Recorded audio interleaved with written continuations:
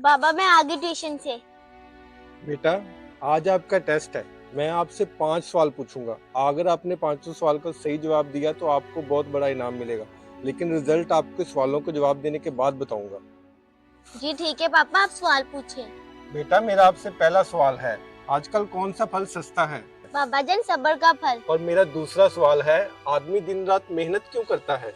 अब्बा जान बिजली का बिल भरने के लिए।